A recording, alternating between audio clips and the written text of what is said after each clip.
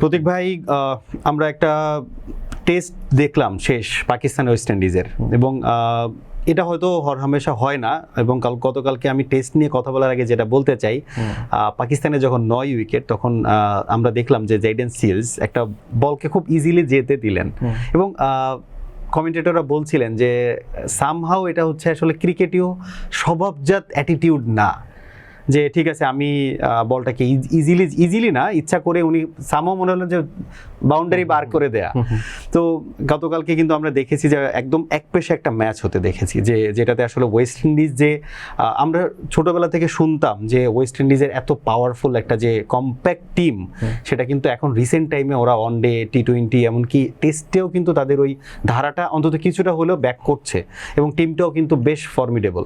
So আমার কাছে আপনার কাছে জানতে চাই, ফার্স্ট টেস্ট হলো পাকিস্তান এবং ওয়েস্ট ইন্ডিজের, কেমন দেখলেন, এবং এই টেস্টের কি ফ্যাক্টর এবং কাদেরকে আসলে আপনি এক্সপেক্ট করেছিলেন যারা আসলে ওই ভালো পারফর্মটা করতে পারেননি? পাকিস্তানের ক্ষেত্রে যেটা ঘাটতির জায়গা মনে হচ্ছে, তাদের ফাস্ট বোলারদের অ্যাভারেজ স্পিড এটা বেশ কম, অ্যারাউন্ড 132 135 এটা হচ্ছে তাদের হাইয়েস্ট স্পিড। তো যখন আপনি উইন্ডিজ ট্যুর করবেন, আপনার পেসারদের বলের সর্বোচ্চ গতি এরকম থাকবে, আপনার জন্য টেস্ট ম্যাচ জয়লাভ করাটা মুশকিল। বাট ইয়েট মোহাম্মদ আব্বাস উনি আসলে খুব নিয়ন্ত্রিত লাইন অ্যান্ড লেন্থে বল করে থাকেন এবং মুভমেন্টটা খুব ভালো পান। সেকেন্ড ইনিংসে কিন্তু উনি দুর্দান্ত বোলিং করেছেন, 5টা উইকেট নিয়েছেন, যেটার জন্য আসলে পাকিস্তান ম্যাচে ছিল। কিন্তু পাকিস্তানের অফলেট এই যে টেস্ট ম্যাচে ব্যর্থতা, সেটা খুব বেশি স্পষ্ট হয়েছে বাংলাদেশের সাথে ব্যাক টু ব্যাক 4টা ম্যাচ হারার উদাহরণটাই বেশি দেখা যাচ্ছে। এখন আমরা যদি একটু ফিরে তাকাই যে বাংলাদেশের বিরুদ্ধে ম্যাচগুলো পাকিস্তান কোথায় হেরেছে, তাহলে আপনি দেখবেন যে রাওয়ালপিন্ডিতে সেকেন্ড টেস্টে যেখানে বাংলাদেশ 6টা উইকেট আগে পড়ে গিয়েছিল, ওখান থেকে প্রেসার রিলিজ করে ফেলেছে পাকিস্তান, তখন ক্যাপ্টেন ছিলেন শান মাসুদ। আবার যদি সিলেট টেস্টটা থাকে, সেকেন্ড টেস্ট, সেখানেও লিটন দাস একটা দুর্দান্ত ইনিংস খেলেছেন, তখনও বাংলাদেশ 6টা উইকেট পড়ে গিয়েছিল, সেখান থেকে ক্লোজ আউট করতে পারেননি। আপনি যদি এই টেস্টটা দেখেন, জিম্বাবুয়ে ওয়েস্ট ইন্ডিজের কিন্তু 7টা উইকেট পড়ে গিয়েছিল যখন শামার জোসেফ ব্যাট করতে নামেন, 65 এটা রানের স্কোর, এবং শামার জোসেফ যেইভাবে আসলে ব্যাট চালালেন, আমার মনে হচ্ছিল যে পাকিস্তান আসলে ওয়েট করছিল যে টেইল এন্ডাররা আসলে তাদের উইকেটটা গিফট করে আসবে, কিন্তু উইন্ডিজ কিন্তু আসলে ওই জায়গা থেকে বেশ কিছু রান বের করে নিয়েছে, এবং উইন্ডিজের মাঠে 4th ইনিংসে অ্যাবাভ 150 যে কোনো টোটাল চেস করাটা অনেক ট্রিকি। তো আমার মনে হয় পাকিস্তান এই জায়গায় একটা ট্রিক মিস করেছে। আরেকটা হচ্ছে ফার্স্ট ইনিংসে দ্বিতীয় দিন শেষে পাকিস্তান খুব ভালো একটা পজিশনে ছিল, সেখান থেকে তারা লিড কনসিড করেছে। আমি সবসময় বলে থাকি টেস্ট ক্রিকেটে 20-30 রানের লিড যেটাই হোক সেটা খুব ক্রুশাল, কারণ এটা হয়ে যায় ডাবল ব্যবধানে কাজ করে। ধরেন আপনার 20 রান যদি ডেফিসিট থাকে, আপনি সেকেন্ড ইনিংস 180 রান করলে টার্গেট হয় মাত্র 160, কিন্তু যদি লিড 20 রান থাকে তখন টার্গেট হয় 200। সো ডিফারেন্সটা কিন্তু 40 রানের হচ্ছে, সেখানে উইন্ডিজ 30 রানের মতো লিড পায়, এবং এই লিডটাই কিন্তু আসলে আলটিমেটলি দেখবেন যে পাকিস্তানের মনোবলটা ভাঙতে 90 রান করেছে। যেই টার্গেট হয়েছে 210, ওটা কিন্তু 150 হতো এক্স্যাক্টলি। তো সেই জায়গায় আমার মনে হয় পাকিস্তানে এই দুইটা জায়গায় তাদের ব্লান্ডার ছিল। এখন যদি আমরা ইন টার্মস অফ ব্যাটিং আসি, শান মাসুদ দুর্দান্ত খেলেছেন ফার্স্ট ইনিংসে, এবং টেস্ট ক্রিকেটে তাকে ক্যাপ্টেন করার মূল কারণ কিন্তু এটাই ছিল। দেখেন, ক্যাপ্টেন আসলে সেই প্লেয়ারকে আমরা করতে চাই যার স্কোয়াডের জায়গাটা 100% কনফার্ম, এবং শান মাসুদ যেহেতু যেটা আমি সৌম্য সরকারের ক্ষেত্রে বলছিলাম যে রিলেটিভলি টলার, এই যে বাড়তি বাউন্স যে উইকেটগুলোতে থাকে, এই ক্ষেত্রে শটগুলো নেগোসিয়েট করতে অনেক ইজিয়ার হয়। 4th ইনিংসে শান মাসুদ কিন্তু ইনজুরি ক্যারি করছিলেন, যে জন্য প্রপারলি ব্যাট করতে পারেননি, 6 নম্বরে 7 নম্বরে আছে। উনি যদি প্রপারলি ফিট থাকতেন, আমার মনে হয় পাকিস্তান ম্যাচটা ক্লোজ করতে পারতো। Babar Azam tried, but apart from Shan Masood and Babar Azam কোনো প্লেয়ার আসলে স্টেপ আপ করতে পারেনি।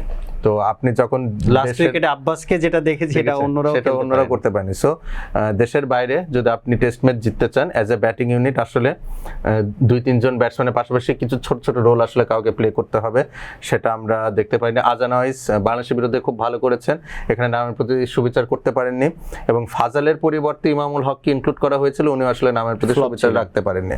সো রিজওয়ানও অনেকদিন ধরে রানের বাইরে রয়েছেন। সো এই ঘুরে ফিরে দেখেন, বাংলাদেশ সিরিজে বাবার আজম শান মাসুদি খেলেছেন, এবং শান মাসুদের দুর্দান্ত একটা ক্যাচ মাহমুদুল হাসান জয় যেটা নিয়েছিলেন, ওটাই টার্নিং পয়েন্ট ছিল। এবং এই ম্যাচে শান মাসুদের ইনজুরি আমার মনে হয় এটা তৃতীয় একটা পয়েন্ট, যে ভ্যারিয়েবলের জন্য আসলে পাকিস্তান এখানে আমার কাছে ওই যে আপনি যে ওয়ার্ডটা ইউজ করেন লাইক টু লাইক, এই ওয়ার্ডটার সাথে আমি যদি একটু কম্পেয়ার করি, ওয়েস্ট ইন্ডিজের মানে যে বোলিং কিংবা ব্যাটিং অলরাউন্ডার যাকে আমরা বলি না কেন, এইখানটাতে আমার কাছে কেন জানি মনে হয়েছে যে আমরা আমির জামালকে দেখেছি, এবং গ্রিভসকে দেখেছি, এই দুইজন কিন্তু সেম রোল বা প্লে করেন দুই টিমেরই। জি। সো ফার্স্ট ইনিংসে 5 উইকেট নিলেন গ্রিভস এবং ব্যাটিংয়েও কিন্তু উনি ভালো করেছেন। সেটা কিন্তু আমরা একদম টোটালি যদি বলি মিসিং পেয়েছি হচ্ছে আমির জামালের কাছ থেকে। এটাও কি কোনো একটা বড় রিজন হতে পারে? হতে পারে, তবে আমি বললাম যে যেই ফ্যাক্টরগুলো আমি উল্লেখ করলাম ওটা যদি আসলে পাকিস্তান মেলাতে পারতো সমীকরণ, এটা হয়তো অত বড় ইস্যু হয়ে দাঁড়াতো না। গ্রিভস কিন্তু খুব বড় ইনিংসও খেলতে পারেনি, বাট বোলিং হাতে দুর্দান্ত ছিলেন। এবং এই জায়গায় আমি আরেকটা কথা বলতে চাই, ওয়েস্ট ইন্ডিজ টিম ম্যানেজমেন্ট আমার মনে হয় তার এই ডিসিশনটা নিলে বেটার হবে যদি তারা রস্টন চেসকে গ্রিভসের ওপরে ব্যাট করে। আমার মনে হয় চেস যখন ব্যাট করতে আসছেন টেইলটা এক পাশ থেকে এক্সপোজড হয়ে যাচ্ছেন, বাট চেস কিন্তু ওরকম মেরে খেলার মতো প্লেয়ার না, লং হ্যান্ডেলে ব্যাটিং করেন না। হ্যাঁ, সো একটু লম্বা সময় উনি ব্যাট করবেন। আপনি দেখবেন কিন্তু হয়ে রান করতে যে ডিসমিসালটা হয়েছিল রস্টন চেসের আউটসাইড অফ স্ট্যাম্প ডেলিভারি, উনি একদম অ্যাওয়ে ফ্রম দ্য বডি গিয়ে ড্রাইভ করলেন। এটা আসলে তার ম্যাচ না বা তার খেলার ধরন না, কিন্তু ওই মোমেন্টে ওটা ডিজার্ভ করছিল। বাট ওই ক্যারেক্টারটি কিন্তু গ্রিভস খুব ভালো প্লে করতে পারেন, একটু চালিয়ে খেলা। তা আমার মনে হয় পরবর্তী টেস্টে যদি এই পজিশনটা একটু শাফেল করা হয় গ্রিভস আর চেসের মধ্যে, আমার মনে হয় সেটাও ভালো হবে। এবং আমির জামালের প্রসঙ্গে আসি, ইজ আ পোটেনশিয়াল অলরাউন্ডার, কারণ অস্ট্রেলিয়ার বিরুদ্ধে ব্রিসবেনে তার একটা দুর্দান্ত ইনিংস রয়েছে ব্যাট হাতে। সেই জায়গা থেকেই আসলে পাকিস্তান তাকে খেলিয়েছে। এবং পাকিস্তানের রাইট নাও দুইজনই আসলে ফাস্ট বোলিং অলরাউন্ডার রয়েছে, একজন ফাহিম আশরাফ, একজন আমির জামাল। তো এর বাইরে আসলে খুব বেশি অপশনও তাদের নেই। সো ঘুরিয়ে ফিরে দুজনকে খেলাতে হবে। মেবি ফাহিম আশরাফ ইনজুর্ড, সেই জন্য আমির জামালকে সুযোগ দেওয়া হয়েছে। আশা করি পরবর্তী ম্যাচে উনি ভালো করবেন, but it would be tough, cause এই যে বলের মুভমেন্টটা থাকে সেটার সাথে অ্যাডজাস্ট করতে পাকিস্তানি ব্যাটাররা যারা স্বীকৃত ব্যাটার তারাই অনেক স্ট্রাগল করেছে। সেখানে আমির জামাল কতটুকু কি করতে পারবেন এটাও কিন্তু একটা প্রশ্নের জায়গা থাকছে।